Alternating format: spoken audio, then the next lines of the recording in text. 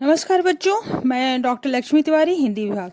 बच्चों, मैंने पिछले क्लासेस में आप लोगों को हिंदी कोर बी का पाठ निराला, सूर्यकांत त्रिपाठी निराला का कविता पढ़ाई थी। और उसके बाद का कविता है यह दंतुरित मुस्कान और फसल, यानी नागार्जुन की छोटी छोटी दो कविताएं हैं। यह दंतुरित मुस्कान और दूसरा है फसल। तो इसको हम लोग आज पढ़ेंगे।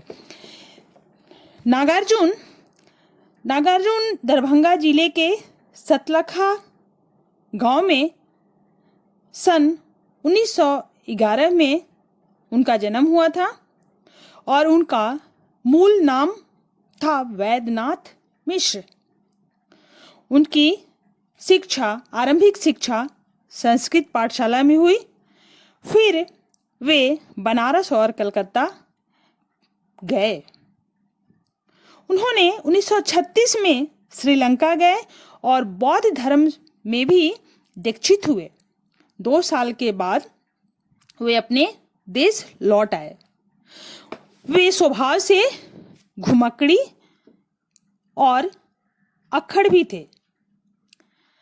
नागार्जुन ने अनेक बार संपूर्ण भारत की यात्रा की और सन 1998 में उनका देहांत हो गया।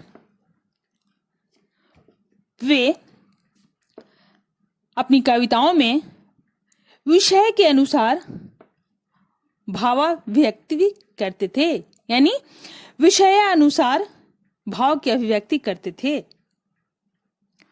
उनकी कई कृतियां हैं। युगधारा, सतरंगे, पंखों वाली, हजार हजार बाहों वाली, तुमने कहा था, पुरानी जूतियों का कोरस, आखिर ऐसा क्या कह दिया मैं मिलिट्री का बूढ़ा घोड़ा इत्यादि। नागार्जुन ने कविता के साथ साथ उपन्यास और अन्य गतिविधियों में भी लेखन किया है। उनकी संपूर्ण कृतित्व नागार्जुन रचनावली के 7 खंडों में प्रकाशित है। साहित्यिक योगदान के लिए उन्हें अनेक पुरस्कारों से सम्मानित किया गया, जिनमें प्रमुख हैं हिंदी अकादमी, दिल्ली का शिखर सम्मान, उत्तर प्रदेश का भारत भारती पुरस्कार एवं बिहार का राजेंद्र प्रसाद पुरस्कार। वे मैथिली भाषा में भी कविता के लिए उन्हें साहित्य अकादमी पुरस्कार प्रदान किया गया था। वे राजनीतिक में भी सक्रिय रहते थे और इस कारण उन्हें कई बार जेल जाना पड़ा था। हिंदी और मैथिली में समान रूप से लेखन करने वाले नागार्जुन ने बांग्ला और संस्कृत में भी कविताएं लिखी। मातृभाषा मैथिली में वे यात्री नाम से प्रतिष्ठित हैं। लोक जीवन से उन्हें गहरा सरोकार था। इसके साथ ही साथ नागार्जुन भ्रष्टाचार, राजनीतिक स्वार्थ और समाज की पतनशील स्थितियों के प्रति अपने साहित्य में विशेष सजग रहे। वे व्यंग्य में माहिर हैं, इसलिए उन्हें आधुनिक कबीर भी कहा जाता है। छायावादोत्तर दौर के वे ऐसे अकेले कवि हैं जिनकी कविता गांव के चौपालों और साहित्यिक दुनिया के समान रूप से लोकप्रिय रही। वे वास्तविक अर्थों में जन कवि हैं। सामयिक बोध से गहराई से जुड़े नागार्जुन की आंदोलन धर्मी कविताओं को व्यापक लोकप्रियता मिली। नागार्जुन ने छंदों में काव्य रचना की और मुक्त छंद में भी काव्य रचना किए। यहाँ जो उनकी यह दंतुरित मुस्कान शीर्षक कविता है, इसमें छोटे बच्चे की मनोहारी मुस्कान देखकर कवि के मन में जो भाव उमड़ता है, वही भाव इस कविता में व्यक्त किए हैं। इस कविता में कवि नागार्जुन ने उस बच्चे के मनोहारी मुस्कान को देखकर जो मन में भाव आया और अनेक तरह से वर्णन किए हैं, अपनी भाव को व्यक्त किए हैं। कवि को प्रतीत होता है कि शिशु के इस निर्मल सौंदर्य और सहज स्वाभाविक क्रीड़ा में ही जीवन का संदेश छिपा है। इस सौंदर्य का ऐसा प्रभाव है कि कठोर से कठोर मन भी द्रवित और स्नेहमय हो जाते हैं। कविता की पंक्तियां हैं। तुम्हारी यह दंतुरित मुस्कान मृतक में भी डाल देगी जान। दंतुरित यानी बच्चों के नए नए जो दांत जब निकलते हैं तो उस समय जो बच्चे हंसते हैं वैसी मुस्कान। तो बच्चों आप लोग कविता की पंक्तियों को देखेंगे। आगे इस पंक्ति का भाव यही है कि कवि नन्हे शिशु की दंतुरित मुस्कान में ऐसी क्षमता है कि वह मृतक में भी प्राणों का संचार कर दे। यानी कवि का भाव यह है कि ऐसी बच्चों के मुस्कान में, दंतुरित मुस्कान में ऐसी क्षमता है कि मृतक में भी प्राणों का संचार कर देता है। भाव यह है कि शिशु की भोली मुस्कान निराश, जड़, मृत तुल्य व्यक्ति में भी आशा और नवचेतना का संचार कर सकती है। मिट्टी में खेलते हुए बालक की धूली धूसरित छवि को देखकर ऐसा लगता है मानो कीचड़ में खिलने वाले कमल पुष्प तालाब का परित्याग कर कवि की झोपड़ी में ही खिल रहे हैं। बालक की निर्मल छवि कवि को कमल के समान कोमल और पवित्र जान पड़ती है।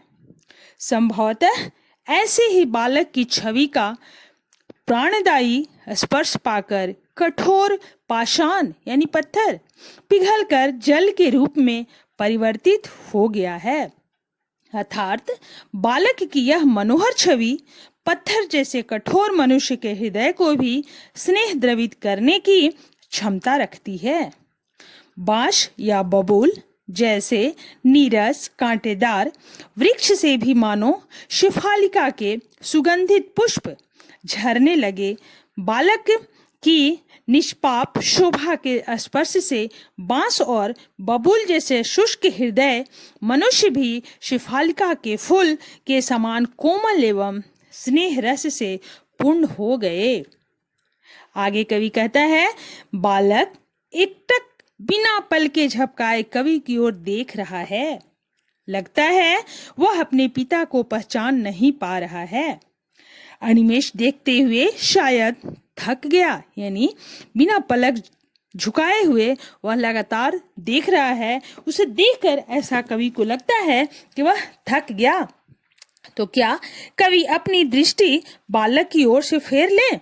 कवि का मन में ऐसा प्रश्नात्मक भाव आता है कि जब बच्चे थक गया तो क्या ऐसा वो कर ले? क्या हुआ अगर पहली बार मिलने पर बालक के पिता से परिचय न हो पाया, यदि माता पिता और बालक के बीच माध्यम न बनी होती तो कवि न तो बालक की इस दंतुरित मुस्कान को देख पाता, न ही उसके विषय में जान पाता। इसी कारण वह बालक तथा उसकी माता को धन्य मानता है। पिता तो सदा प्रवास में ही रहा, इस कारण बालक से उसका निकट परिचय संभव भी नहीं था। अगर पिता बालक को अपरिचित जान पड़ता है तो यह कोई असामान्य बात भी नहीं है। पिता अतिथि के समान कभी कभी घर आता है। ऐसी स्थिति में बालक का उससे संपर्क ही क्या रहा। माँ की उंगलियां ही बालक को मधुपक अर्थात जीवनदायी मधुर रस का पान कराती रही है। माँ की स्नेहपूर्ण छाया में ही बालक का पालन पोषण हुआ है। अतः माँ ही उसकी आत्मीय है, यानी अपनी है। इसी कारण अपरिचित जान पड़ने वाले पिता की ओर बालक तिरछी दृष्टि से देख रहा है। जब दोनों की दृष्टि चार होती है तब शिशु के भोले मुख पर मुस्कान फैल जाती है। उसकी वह दंतुरित मुस्कान कवि को अत्यंत प्रिय जान पड़ती है। इस प्रकार कवि अनेक बिंबों के माध्यम से कवि में बालक का निश्चल मुस्कान का सजीव चित्र हमारे सामने उपस्थित कर दिया है। दृश्य बिंब तो प्रायः संपूर्ण कविता में ही है। परस पाकर कठिन पाषाण अंश में स्पर्श बिंब है। छू गया शिफालका के फूल में भी स्पर्श एवं गति बिंब है। तो यहाँ ये कविता का भावार्थ समाप्त होता है और उसके बाद है फसल। फसल शीर्षक कविता में कवि नागार्जुन ने केवल श्वेतों में लहलहाती हुई फसल के सौंदर्य की ओर संकेत नहीं किया, बल्कि फसल को पैदा करने में किन किन तत्वों का योगदान होता है इसकी ओर भी हमारा ध्यान आकृष्ट किया है। जैसा कि शीर्षक है फसल, इससे यह स्पष्ट होता है कि कवि इसमें क्या कहना चाह रहा है। तो इस कविता का भाव यही है कि प्रकृति और मनुष्य के सहयोग से ही सृजन संभव है। कवि के कहने का तात्पर्य यह है कि प्रकृति और मनुष्य दोनों का सहयोग से ही सृजन संभव है, एक या दो नहीं। अनेक नदियों के जल से सिंचित होकर हरी भरी फसल की उत्पत्ति संभव हो पाती है। नदियों की जल का जादू भरा स्पर्श फसल को विकास की क्षमता प्रदान करता है। इसी प्रकार एक या दो नहीं, लाखों करोड़ों मेहनत कश हाथों का स्पर्श गरिमामय स्पर्श फसल की उत्पत्ति का माध्यम बनता है। कृषक वर्ग यानी किसान वर्ग का कठिन परिश्रम खेतों में लहराती हुई फसल के रूप में सामने आता है। इसी प्रकार एक या दो नहीं, हजारों खेतों की मिट्टी का गुण धर्म, उनकी विशेषताएं मिट्टी में निहित फसल के पोषक तत्व अनाज के उत्पादन में महत्वपूर्ण भूमिका निभाते हैं। इस प्रकार फसल के उत्पादन में अनेक तत्व शामिल हैं। फसल वास्तव में क्या है? और कुछ नहीं, नदियों के पानी का जादू, मेहनत कश हाथों की महिमा, विभिन्न प्रकार की भूरी काली चंदन के रंग की मिट्टी का गुण धर्म या विशेषताओं का यह सम्मिलित प्रतिफल है।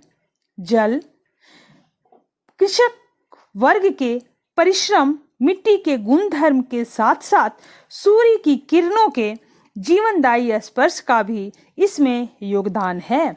सूर्य के प्रकाश के साथ वायु की भी इसमें बड़ी भूमिका है। थिरकते हुए हवा के झोंकों, संकोच से भरा कोमल स्पर्श भी मानो लहराती हुई फसल के विकास का आधार है। इस प्रकार प्राकृतिक तत्वों के साथ मानव श्रम के उचित सामंजस्य और मेल से यह हरी भरी फसल रूपाकार पाती है, विकसित होती तथा सृष्टि को जीवन प्रदान करती है।